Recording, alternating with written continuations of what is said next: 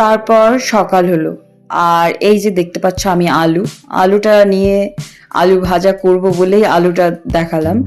আর এখানে আলুটাকে ঝুড়ি ঝুড়ি করে কাটছি বটি দিয়ে, বা আমি তেমন কাটাকাটি করতে পারি না, তবু এটা আমিই কাটছি।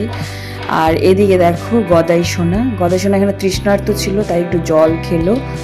আর তবুও দেখছে যে দিদি এখানে ভিডিও করছে, আমি একটু ফুটেজ দিয়ে দিই, তাই তাই আমাকে কয়টা ফুটেজ দিয়ে দিল গদাই সোনা। তারপর আরও অনেকেই আছে যারা উপস্থিত নাই।